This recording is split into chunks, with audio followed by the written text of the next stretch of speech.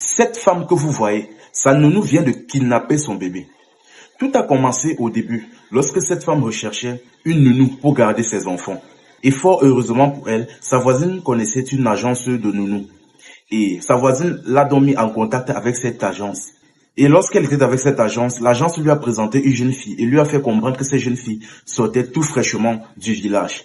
Alors, la dame a accepté et a pris rendez-vous avec la jeune fille. Et lors du rendez-vous, après quelques brèves salutations et quelques formalités, le contrat a été signé. Bon, comme cette femme était en congé maladie de 3 jours, elle a pris ces mêmes 3 jours-là pour expliquer à la nounou exactement comment tout se passait dans la maison. Et après ces 3 jours de congé maladie passés, il était temps de retourner au travail. Et donc, le lundi matin, lorsque la dame retourne au travail, après quelques vagues occupations, vers 12 heures, elle décide d'appeler à la maison pour comprendre, pour savoir comment tout se passe. Elle appelle donc sur le téléphone fixe de la maison. Malheureusement, la nounou ne répond pas. Elle, après plusieurs tentatives, elle décide donc d'appeler sur le téléphone privé de la nounou. Et la nounou a donc répondu à l'appel. Et la dame s'est mise à crier, mais comment ça se fait que je ne fais que t'appeler sur le fixe, mais tu ne réponds pas? La nounou a donc dit, veuillez m'excuser madame, mais les enfants faisaient un peu de bruit et je n'ai pas suivi le téléphone sonner. La dame lui a donc répondu, il n'y a pas de problème, mais que ça ne se répète plus. Bref, c'était juste pour savoir comment tout se passait. Mais si tout se passe bien, il n'y a pas de problème. Elle a donc décroché le téléphone et est retournée à ses occupations. Et vers 16 heures, elle a encore décidé de rappeler pour savoir comment ça se passait. Et évidemment, la même situation s'est reproduite. Elle a appelé vers le fixe, mais la nounou n'a pas répondu. Après plusieurs tentatives, elle a encore décidé d'appeler vers le numéro privé de la nounou. Mais cette fois-ci, la nounou n'a tout aussi pas répondu. Étant inquiète, elle a décidé d'allumer les caméras de surveillance de la maison pour voir ce qui se passait. Et étrangement, elle s'est rendue compte que la maison était vide, qu'il n'y avait absolument personne, à part les enfants sur la véranda de la maison. Ses inquiétudes étant renforcées, elle a donc décidé d'appeler sa voisine sur son numéro de téléphone.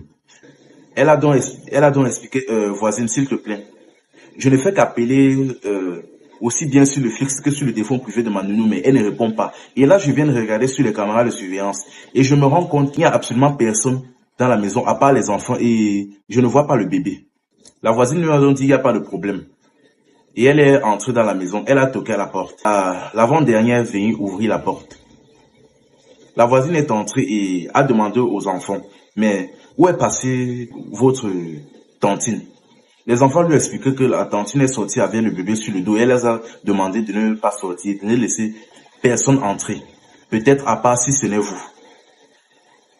Elle a donc répondu, ok, il n'y a pas de problème. Et la voisine est donc entrée dans la maison, a commencé à regarder dans la maison et bien évidemment la patronne regardait tout ce qui se passait par les caméras de surveillance. Elle a vu sa voisine en train de regarder dans la maison et la voisine l'a appelée pour lui dire que oui, c'est vrai, il n'y a absolument personne dans la maison, à part les enfants sur la véranda.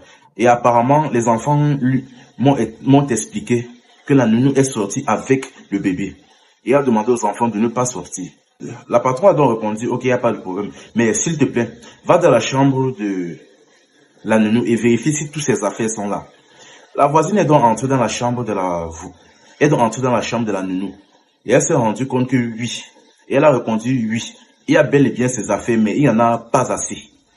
Comme si une grosse quantité avait été retirée par précipitation. À partir de là, elle a commencé à être sérieusement inquiète. Elle a donc décidé d'appeler son mari.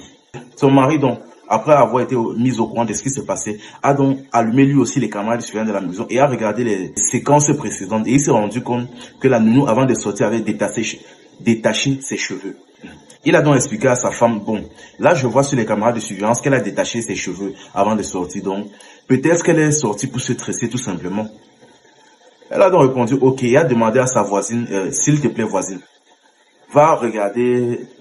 Je ne sais pas, va vérifier dans les salons de coiffure du quartier pour voir si elle se trouvait dans l'un d'entre eux. Elle a donc dit, ok, il n'y a pas de problème. Après avoir vérifié, vers 18 heures lorsqu'elle rentre de la maison, ses voisines lui fait comprendre que, franchement voisine, vous allez m'excuser, mais on a fait pratiquement tout le tour du quartier, mais on ne l'a trouvée nulle part. Dans seulement tous les salons de coiffure, elle n'est nulle part. Là, elle a commencé à être sérieusement inquiète, surtout qu'il faisait déjà nuit. Et c'est là qu'elle a décidé d'appeler la police. La dame, plus tard, s'est rappelé qu'elle avait le numéro, que lors de la signature du contrat, elle avait pris le contact d'un des parents de la fille, qui était sa grande sœur. Après s'être rappelée, elle a rapidement appelé sa grande sœur.